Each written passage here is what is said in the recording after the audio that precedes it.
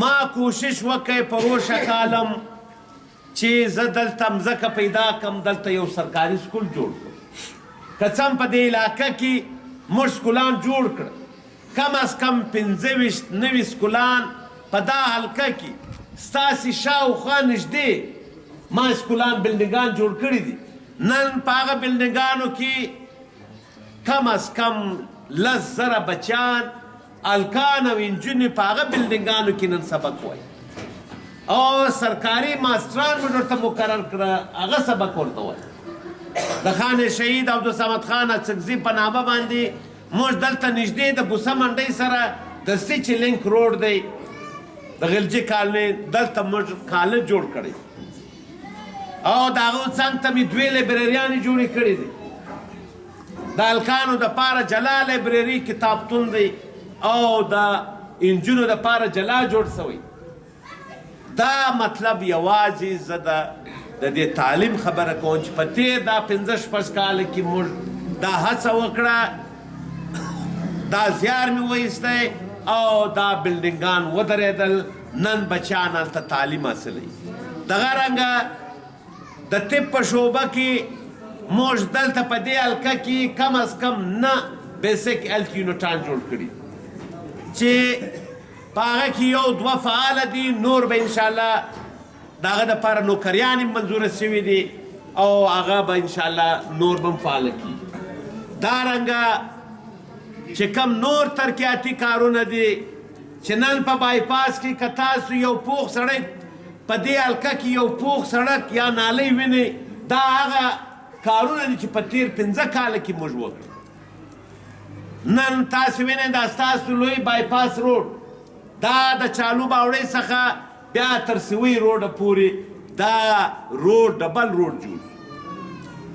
نن د دې ډبل روډ د وجې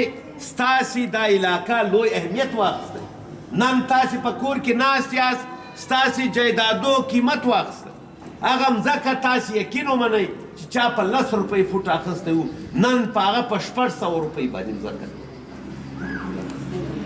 دارنګه په دې علاقه کې روډونه نالۍ سړکونه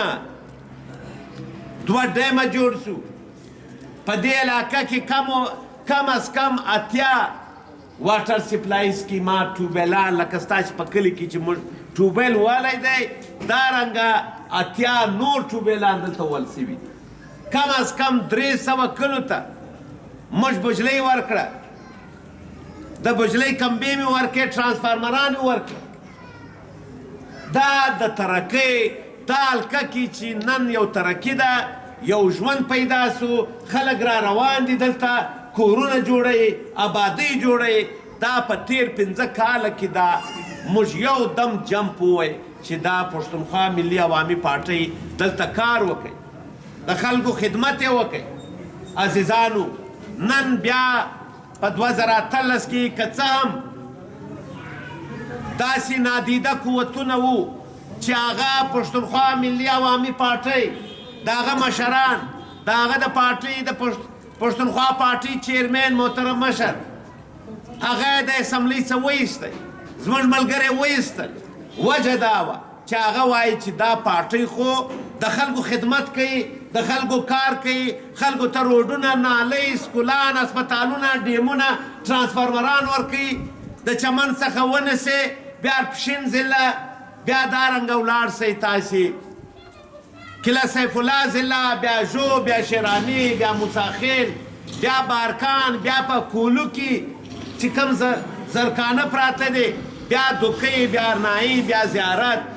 بیا سیوی بیا پنجپای چیرې چې زموږ ملګري راغلي هم نه وو هلته موږ ډېر زیات ترقیاتي کارونه وکړل دا ترقیاتي کارونه تاسو یقین ومنئ په تېر 40 کاله کې نه ول سوي لکه موږ چې په تېر 15 کاله کې پښتونخوا پارټۍ وکړه